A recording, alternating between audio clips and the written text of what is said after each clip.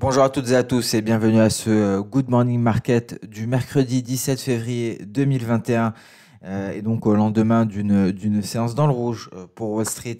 Seul le Dow Jones a réussi à gagner 0,20% quand le S&P 500 s'est replié de 0,06%, le Nasdaq de 0,34% et le Russell 2000 a terminé en baisse de 0,72%. Et dans la région Asie-Pacifique, on a pu constater également des baisses avec le Nikkei japonais en baisse de 0,58%.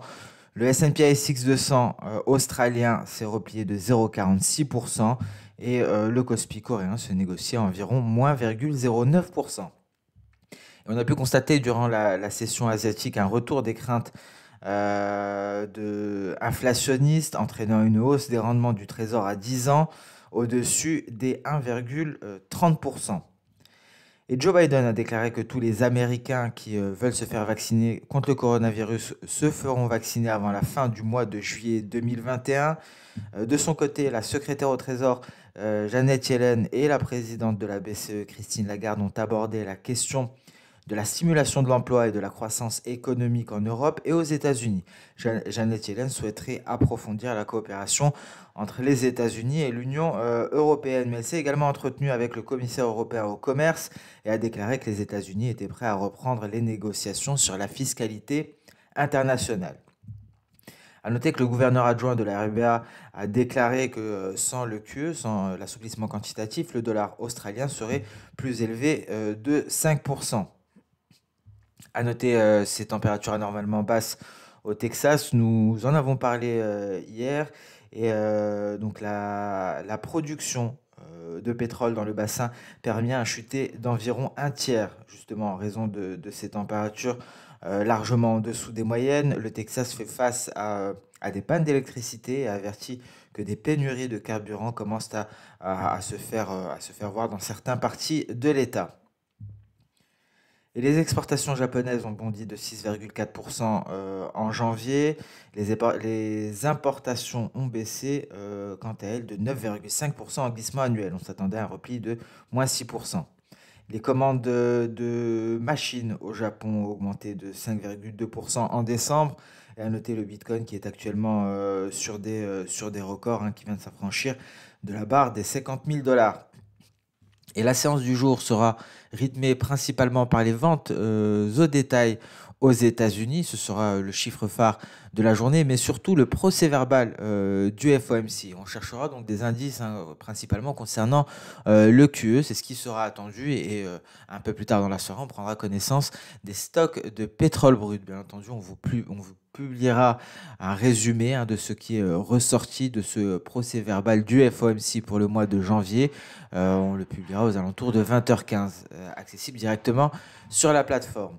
Alors voilà pour le calendrier économique qui sera rythmé essentiellement, excusez-moi je reviens dessus, par les ventes de détail aux États-Unis, mais on aura également l'inflation PPI pour le mois de janvier et l'inflation IPC pour janvier au Canada.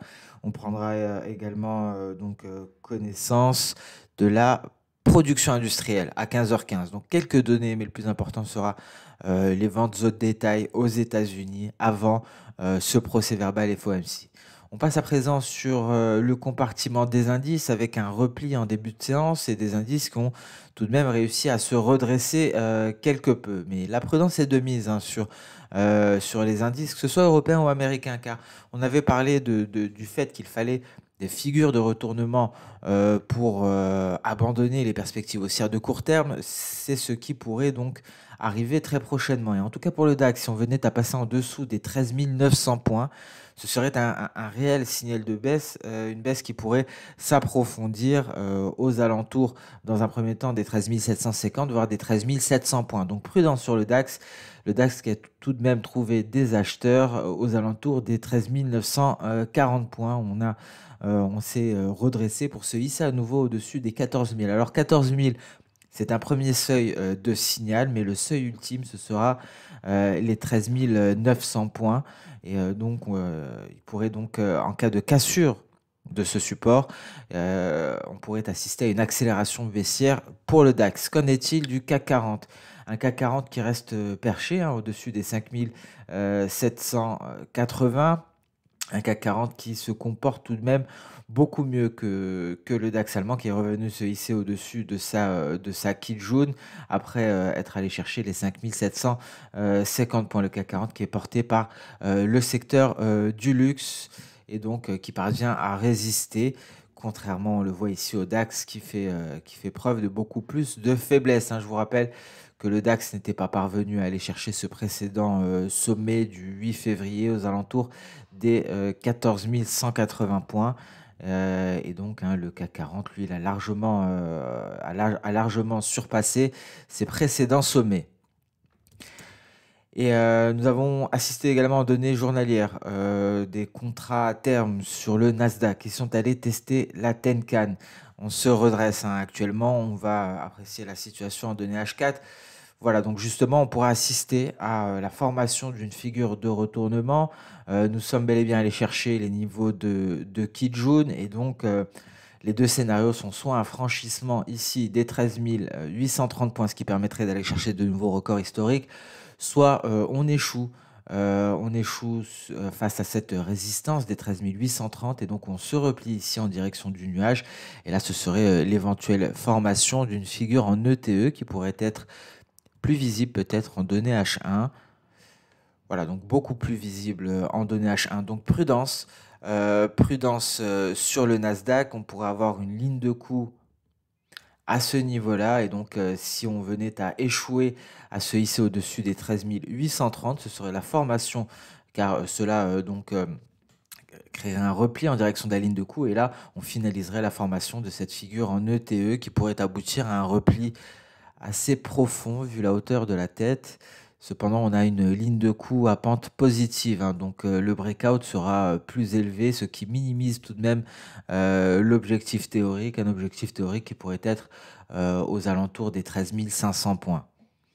Donc prudence, car d'éventuelles figures de retournement pourraient se dessiner sur les indices américains. On le voit également ici sur le S&P 500, un S&P 500 qui est aussi allé chercher sa Kijun et qui pourrait également dessiner une figure de retournement en cours de séance que l'on va constater en données H1. Ici, on pourra voir concrètement une figure en ETE avec la première épaule, la tête et une seconde épaule ici en cas d'échec au contact de ce palier de Kijun, les 3935 points. Et si on venait à se hisser au-dessus de ces 3935 points, on pourrait donc aller chercher les récents sommets aux alentours des 3960. Qu'en est-il du Russell 2000? Alors le Russell 2000, lui, atteint un niveau d'alerte baissière aux alentours des 2260 points. Donc une cassure de ce support, hein, pourrait aboutir à un repli considérable en direction des 2230 points. Le Russell 2000 qui a tenté de casser les 2260 mais s'est redressé en direction de sa Tenkan. Donc on reste tout de même prudent lors de cette séance, hein, sur les indices américains face à ces pseudo-figures de retournement qui pourraient aboutir à des replis assez brusques avant une reprise éventuelle de la hausse. Il faudra donc s'affranchir de certaines résistances, hein, pour espérer une poursuite de la hausse à Wall Street. Ici, on notera tout de même en données H4 ce nuage assez épais, mais rien n'empêche, hein, une intégration de ce dernier avant de l'invalider pour repartir à la hausse. Donc, je tiens à insister là-dessus. Lorsque l'on a un nuage épais, cela n'empêche pas le fait que les prix peuvent l'intégrer pour en ressortir par la suite. Une telle intégration permettrait de valider l'objectif en cas de cassure de ce support que l'on a détecté en données H1 sur le Russell 2000. Le Bitcoin en train de marquer des records, hein, il se dirige vers les 51 000 $. Alors prochaine cible, hein, peut-être les 60 000 $. En tout cas pour le moment, le rallye semble reprendre sur le Bitcoin qui devrait aller tester les 50 000 $, 51 000 $ très prochainement. On passe à présent sur le compartiment des matières premières. Il y a eu pas mal de mouvements avec le métal jaune qui teste un support. Le métal jaune qui a franchi cette oblique baissière et qui est passé sous les 1800 $ l'once. Et on le voit ici, on a bel et bien finalisé cette vague baissière. On est allé chercher les 1794 $ l'once. On est en train d'hésiter pour le moment et on pourrait approfondir ce repli pour le gold pour aller chercher, je vous le rappelle, les 1765 $ l'once, soit les précédents creux ici de fin novembre 2020. Donc prudence sur le gold qui pourrait continuer, qui pourrait se replier pour aller chercher concrètement en données intraday le bas, la borne inférieure de ce canal baissier. Donc un scénario baissier qui est en train de se concrétiser à court terme pour le métal jaune. Qu'en est-il du pétrole WTI? Alors là, on part à l'attaque de l'oblique baissière, on retrouve des couleurs.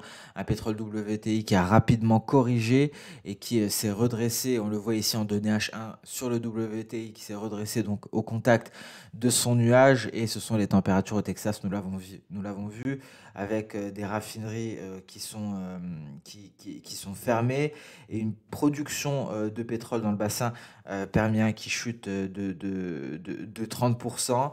Donc ici, c'est un facteur bien entendu haussier pour les pétroles, un pétrole qui pourrait aller chercher un WTI, les 62,20 $ en cas de franchissement des récents sommets des 60,80, 60,78 environ.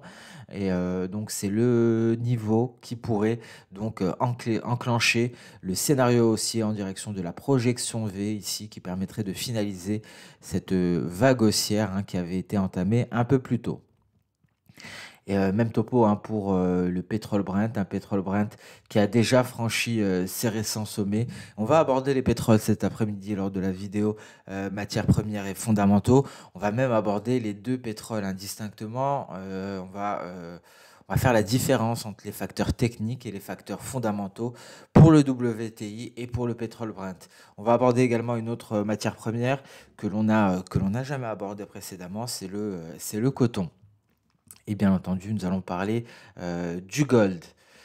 Le blé est allé combler finalement ici son gap et il est reparti à la hausse. Encore une fois, ce sont les températures, la baisse des températures qui vient propulser les cours du blé, mais un blé qui a tout de même pris le temps d'aller combler son gap. Le repli pourrait s'approfondir.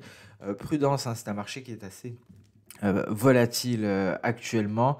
En tout cas, en cas de poursuite haussière, on a ici les 662, le retracement de Fibonacci à 23,6%. Et le gaz naturel qui est allé tenter de franchir la borne supérieure de son canal haussier. Attention, il faut noter que ces températures au Texas vont se maintenir jusqu'à la fin de semaine. Et donc, une percée haussière en direction des 3,340 n'est pas à exclure d'ici là pour le gaz naturel. Rien à signaler, sinon concernant le maïs, un maïs qui poursuit à la hausse, mais qui ne parvient pas à s'installer au-dessus des 575. Je vous rappelle que c'était l'objectif en vue de confirmer la poursuite du rallye sur le maïs. Et je vous rappelle donc ce graphique mensuel que nous avions abordé la semaine dernière lors de la vidéo matières premières et fondamentaux, c'est de se hisser au-dessus des 575. Et sur ce, on notera également sur le sucre un retour à la hausse, un rebond sur la ligne de coût. On est en train d'invalider donc les perspectives baissières dues à cette probable figure en ETE. Et donc on repart à la hausse, on se hisse au-dessus de la barre des 16. On passe à présent sur le marché d'échange avec un dollar qui a nettement progressé au contact des 90,105, il me semble exactement. Nous l'avions abordé, c'était ce niveau qui aurait pu éventuellement renforcer les perspectives baissières. On a eu une tentative de franchissement de cette oblique baissière, mais on a rebondi ici sur cette projection V. On s'est clairement propulsé à la hausse, ce qui a permis à l'euro-dollar de se replier nettement, actuellement en test de la Kijun et de la SSB de nuages en données journalières. Et donc, en données intraday, en données H4, cela nous a invalidé une figure en ETE inversée. On retrouve ici une première épaule. La seconde épaule était à ce niveau-là et la tête à ce niveau. Et ici, donc, un breakout de la ligne de coup qui a été donc rejeté immédiatement. Donc, la cassure de la ligne de coup a été invalidée et on est reparti à la baisse actuellement aux alentours des 1,2075. Et attention, en cas de passage en dessous des 1,2053, on pourrait donc aller chercher le seuil psychologique des 1,20. En tout cas, pour l'heure, cette figure en ETE inversée a été invalidée et donc une invalidation qui a été confirmée notamment depuis le franchissement de cette oblique qui relie le sommet de la tête au sommet de la seconde épaule de cette figure en épaule-tête-épaule inversée. Et donc les mouvements sur le dollar ont propulsé l'USD CAD à la hausse pour revenir à nouveau au-dessus des 1,2685, hein, un USD CAD qui est pris en étau entre la hausse du dollar américain, mais également d'un autre côté la hausse des pétroles. Je vous rappelle, hein, on ne le précise pas toujours, hein, mais il faut garder à l'esprit que l'USD CAD est corrélé négativement avec les pétroles. Le GBP USD, on a eu donc bien entendu ces mouvements sur le dollar qui est allé tester à nouveau ici les 1,3860 qui tentent de repartir à la hausse. Il faudrait réussir à s'installer au-dessus de cette projection V pour espérer une reprise de la tendance de fond, hein, qui est clairement haussière, hein, je vous le rappelle. Il suffit de dézoomer sur le graphique ou tout simplement d'aller le constater en données hebdomadaire, une tendance qui est nettement haussière sur le GBP USD actuellement aux alentours des 1,39. Le GBP CHF poursuit bel et bien sa hausse, hein. Ici, il n'y a que la hausse du GBP qui peut être constatée. Il n'y a pas de dollar américain pour brouiller la tendance haussière de la livre sterling, une tendance haussière qui se poursuit toujours en direction des 1,2547.